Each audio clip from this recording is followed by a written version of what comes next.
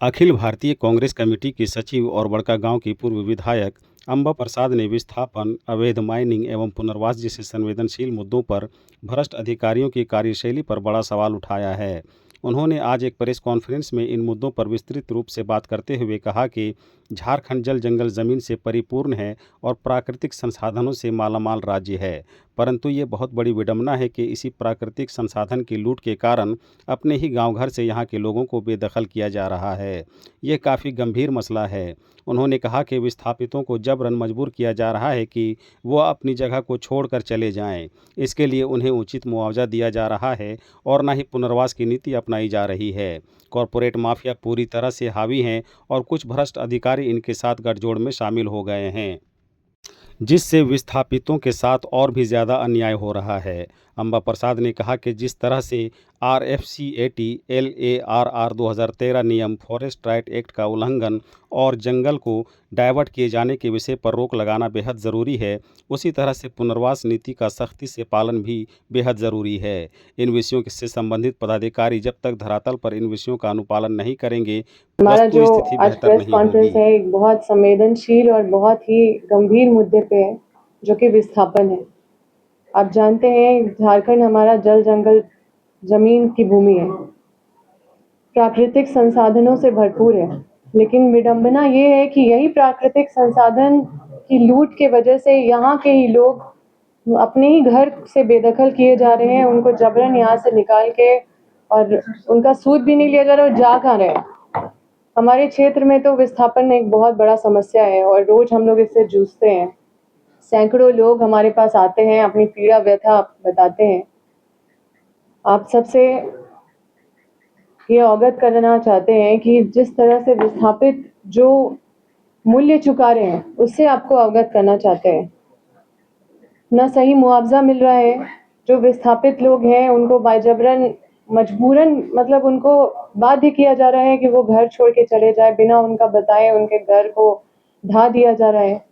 ना ही कोई नियम मतलब सही नियम से कोई पुनर्वास किया जा रहा है, ना पुनर्वास नीति अपनाई जा रही है। हर चीज़ को सब चीज़ को दरकिनार करके, नज़रअंदाज करके जो कॉरपोरेट माफिया है वो हावी हो गए हैं। कुछ भ्रष्ट पदाधिकारी हैं, वो उनके साथ गठजोड़ में शामिल है, जिसके वजह से लोगों के साथ और भी ज़्यादा अन्याय हो रहा है। और इससे जो विस्थापित हैं उनका जीवन शैली बद से बदतर हो जा रहा है। विकास के नाम पे या माइनिंग के नाम पे, औद्योगिकरण के नाम पे जो विस्थापित जो लोगों को किया जा रहा है, आप देखिएगा ना उनका शिक्षा, उनका ना स्वास्थ्य का ख्याल किया जा रहा है, ना उनको मुआवजा दिया जा रहा है, ना उनको ज़मीन के बदले कोई वैकल्पिक सुविधा दिया जा रहा है, ना उनको पुनर्वास अच्छे से किया जा रहा है। ये पुनर्वास नीति को पूरी तरह से मतलब अनदेखी की जा रही है। नियम को ताक पे रख के सारा काम किया जा रहा है। तो इन सब चीज़ों की लड़ाई तो हम सब, पूर्व मंत्री श्री योगेंद्र साहु, पूर्व विधायक निर्मला देवी भी लड़ती आई हैं, हम भी लड़ते आए हैं। इसका बहुत हम लोग इसका कीमत भी चुकाए हैं और इसका कीमत चुकाने के लिए तैयार भी हैं। आप लोगों से कुछ भी छुपा हुआ नहीं है। लेकिन जिस तरह से 3000 लोगों को विस्थापित किया गया है और अभी तो 30 साल उनका विस्थापन का प्रक्रिया चलता रहेगा, ये तो शुरुआत है। और जो अमानवीय तरीके से विस्थापित हो रहे हैं लोग, वो मतलब एक मानव संकट, हम जैसे बोले ना कि ये बहुत बड़ा मानव संकट है। और हमारे झारखंड में ये सबसे ज़्यादा अगर कोई प्रभावित है तो आदिवासी, किसान, पिछड़े, दलित और हाशिए पे खड़े उस तरह के लोग हैं। हमारे ही लोग हैं, हमारे ही झारखंड के लोग हैं। और ये लोग जो माइनिंग कॉर्पोरेट के लोग हैं, जो कॉर्पोरेट माफिया, माइनिंग माफिया, जो इस तरह के लोग हैं, ये यहाँ के नहीं है। ये आंध्रा से आते हैं, ये साउथ से आते हैं, ये दूसरे कोने से आते हैं और इनके बच्चे मतलब विदेश में पढ़ते हैं। ये लाल हो रहे हैं, यहाँ पे कमा रहे हैं और सब लूट के ले जा रहे हैं, अवैध माइनिंग भी कर रहे हैं। लेकिन यहाँ के लोग बद से बदतर उनका हालत हो रहा है। भीख मांगने के कगार पे उतर गए। वो पहले अपने खेत से कम कुछ कमाते थे, कुछ खेती बाड़ी करते थे, अपना पालन पोषण अच्छे से अपना जीविका चला लेते थे। लेकिन अभी उनका दाल रोटी, उनका चावल खरीदने में उनको आफत हो रहा है। अभी उनकी आइडेंटिटी खत्म हो जा रही है, उनको वहां से आप हटा दे रहे हैं तो उनके पास पहचान पत्र उनको नए सिरे से शुरू करना पड़ रहा है।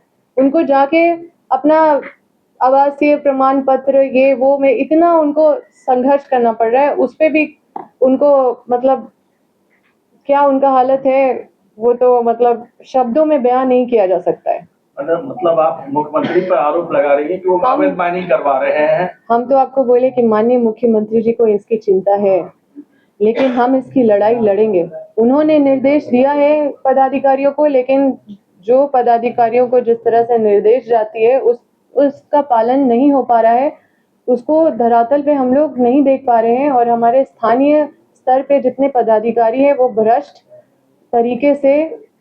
पदाधिकारी हैं और भ्रष्ट तरीके से वो सब कॉर्पोरेट माफियाओं के साथ मिलके उल्टा काम कर। इसकी जांच होनी चाहिए और उन लोगों के ऊपर सख्त से सख्त कार्रवाई होनी चाहिए।